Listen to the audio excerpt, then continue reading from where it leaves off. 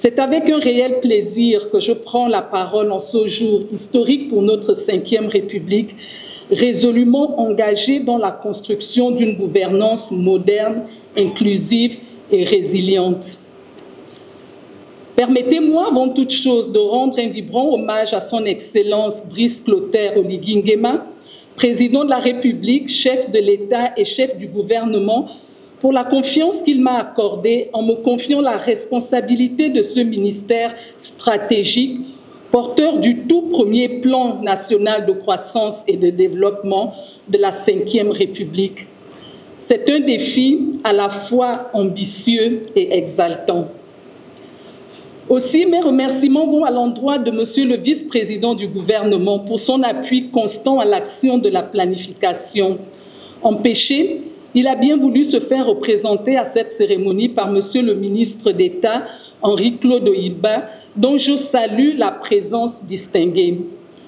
J'associe également cette reconnaissance à mes collègues membres du gouvernement ici présents pour leur mobilisation autour du lancement officiel du processus d'élaboration du plan national de croissance et de développement qui va couvrir la période 2026 à 2030.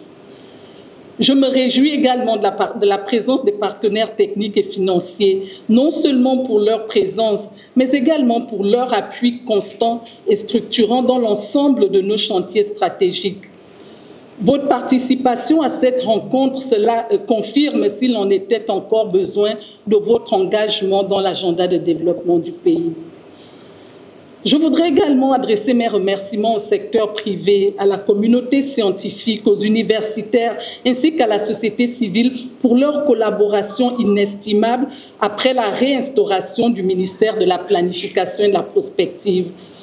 Votre engagement collectif, la présence d'un grand nombre dans cette salle renforce notre capacité à concevoir, coordonner et mettre en œuvre des projets qui ne resteront pas dans les tiroirs, mais qui vont devenir une réalité pour nos familles, pour nos villages, pour nos villes et pour le Gabon tout entier. Après donc l'élaboration du plan national de développement de la transition qui couvre la période 2024-2026, il était impératif d'anticiper l'issue de la transition. Et c'est dans cet esprit qu'a été initié le plan national de croissance et de développement qui va donc couvrir la période 2026-2030. Ce plan représente un cadre stratégique de référence pour la transformation de notre cher pays. Le PNCD, comme nous allons l'appeler souvent, s'aligne en premier lieu sur le projet de société du chef de l'État, bâtissant l'édifice nouveau.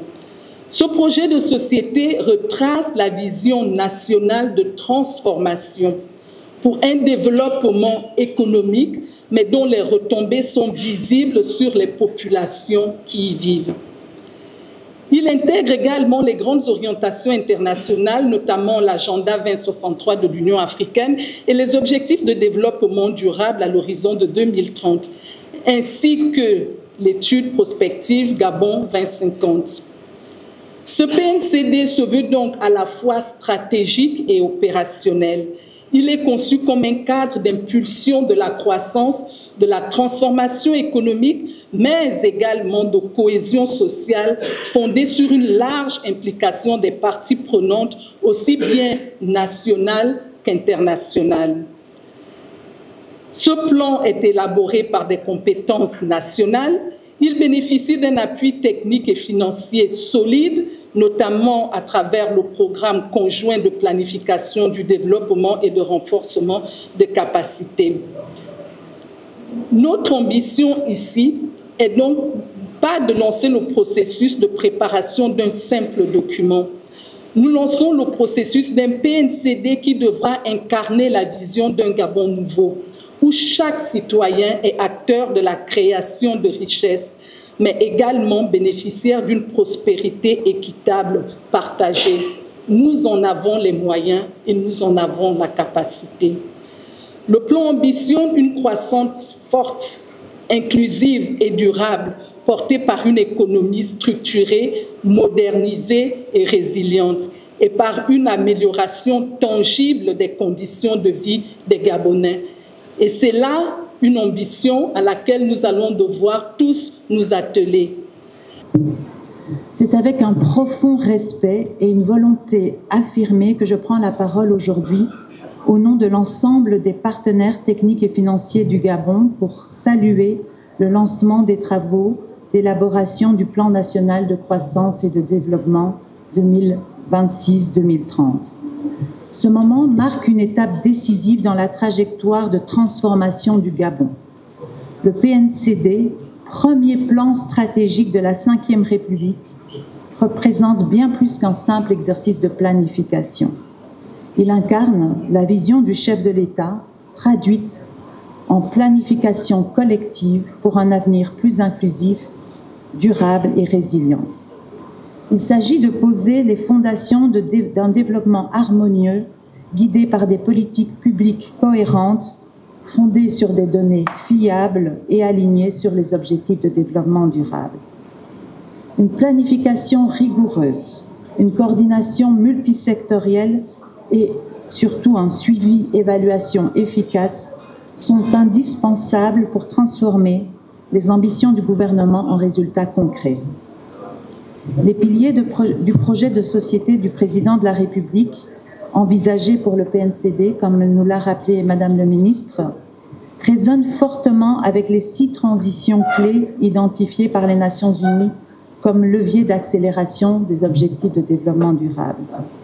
En intégrant ces transitions clés qui sont les systèmes alimentaires, l'accès à l'énergie et son caractère abordable, la connectivité numérique, l'éducation, emploi et protection sociale, lutte contre le changement climatique et la perte de la biodiversité, le Gabon se positionne stratégiquement pour générer des impacts multiples, systémiques et durables.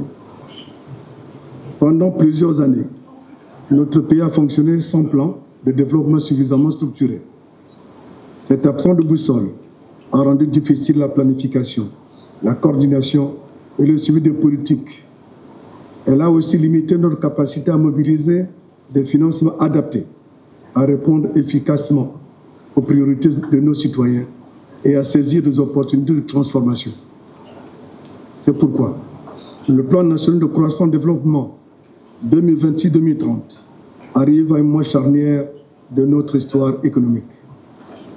Ce plan, voulu par M. le Président de la République, chef de l'État, chef du gouvernement, son Excellence Brice Clotaire Oligui Nguema, vise à donner une vision claire et partagée de notre trajectoire de développement avec des objectifs réalistes mais ambitieux. Il s'inscrit dans une dynamique de transformation économique, sociale et institutionnelle profonde qui place le citoyen au cœur du développement en lui permettant à la fois de produire la richesse et d'en profiter. Je tiens à exprimer ma profonde gratitude à l'ensemble des partenaires au développement, qu'ils soient nationaux ou internationaux, ainsi qu'aux acteurs du secteur privé.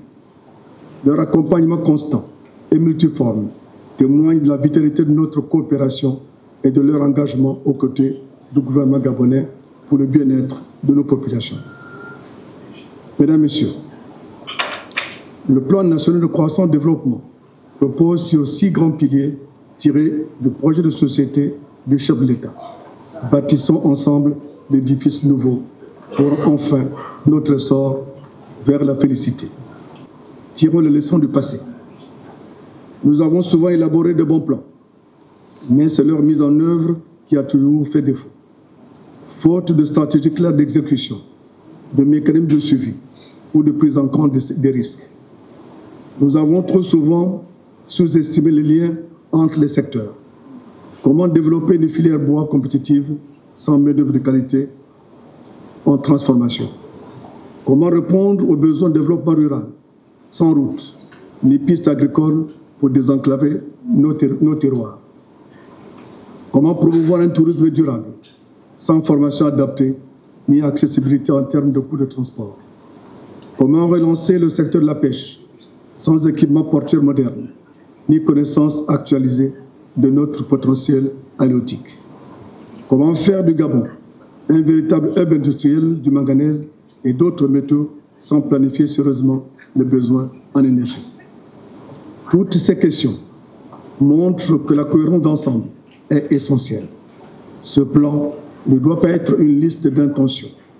Il doit devenir une boussole opérationnelle, capable de guider, de coordonner et de produire des résultats.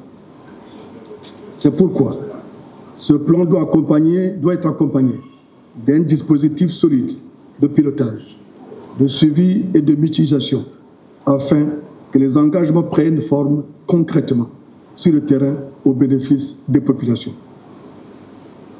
Notre présence ici, mesdames et messieurs, témoigne d'un engagement collectif, bien au-delà d'une obligation institutionnelle. Le plan national de croissance et développement est une responsabilité partagée. Il doit être techniquement solide, budgétairement réaliste et politiquement crédible. Il doit fédérer toutes les forces vives de notre pays. Ce que nous attendons de cet atelier, ce sont des diagnostics lucides, des propositions concrètes et un engagement ferme à transformer ce plan en réalité visible pour nos populations. C'est sur ce note d'espoir et de responsabilité qu'au nom du vice-président du gouvernement, Alexandre Barrot-Chambry, je déclare ouvert les travaux de lancement du plan national de croissance et développement 2026-2030. Je vous remercie.